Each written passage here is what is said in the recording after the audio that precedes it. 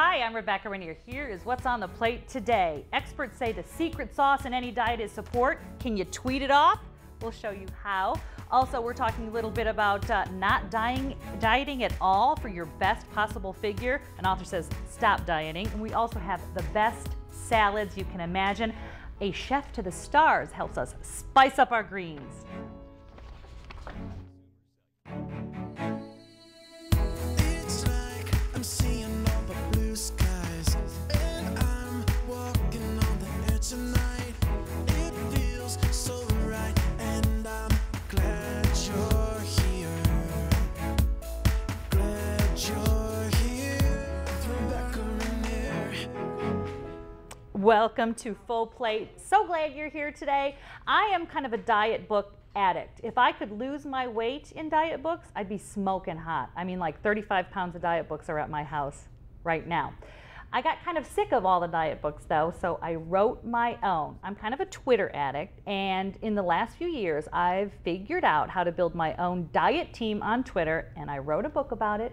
Take a look. It's called Your Twitter Diet. It's an ebook that shows how I tweet it off. I found a way to use technology and psychology to finally stick to my goals. What's a key component is your support group. Darren Love is a clinical counselor. He explains why you need support to achieve your lifestyle goals, like losing weight. Just even telling them about your change plan is motivating. I mean, it makes it more real, right? And it also gives them a chance to challenge and encourage you and celebrate your successes. I'd done support groups and, well, I felt they were very beneficial. Hi, I'm Rebecca, and I love frosting. But somehow my support meetings didn't coincide with my afternoon attack on the vending machine. It won't drop. Or my late night fridge raid. That you have this kind of pattern. So you need to interrupt it. And by calling somebody, by tweeting somebody, right? Either way, you're going to find that you've interrupted that. You've maybe distracted yourself, if nothing else. So I turn to Twitter when I want to cheat. Instead, I tweet.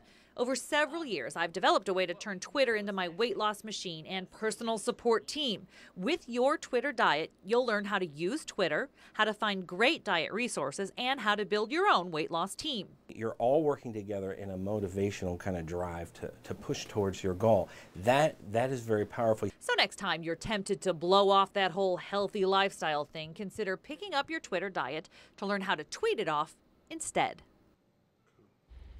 It is available online. It's an ebook like on Amazon and Barnes & Noble, and of course I'll put a link up for you. It's only like $3.99, and it can kind of go with whatever diet you're doing. You can find a world of resources, whether you're a Weight Watcher or a low carber or a clean eater. Whatever your particular style of eating is, you can really build a team of people to help you tweet it off, and you really owe it to your next diet to have as much support as you possibly can to achieve the goals that you have set for yourself.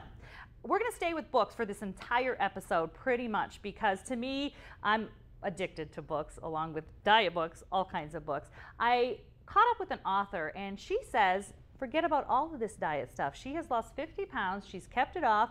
Her book's called Before and After, and she says if you really want to be healthy, you forget about all this diet stuff forever. Take a look.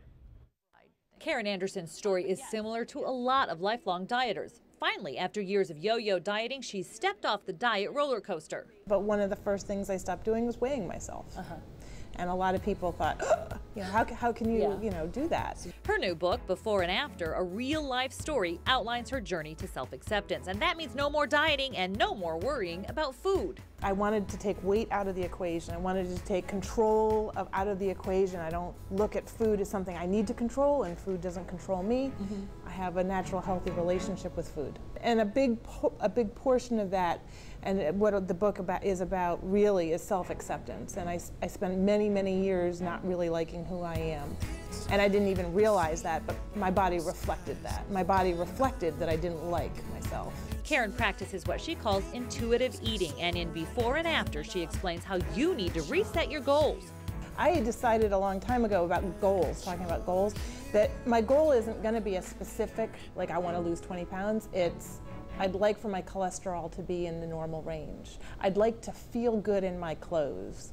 So it can be something specific like the cholesterol, but for me, it's more of an intention or how I want to feel as a result of having lived a certain way. Before and after is available online.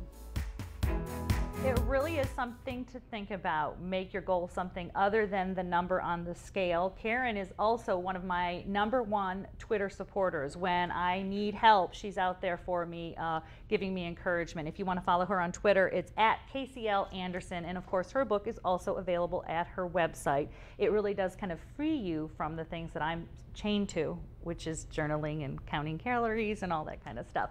We're going to stay with books. When we come back, I've got some of my favorite people here to talk about what books changed their lives. Stay with us. One called Jog, Run, Raise, and the Long Run Solution. And I read those as a teenager, and that really got me started running.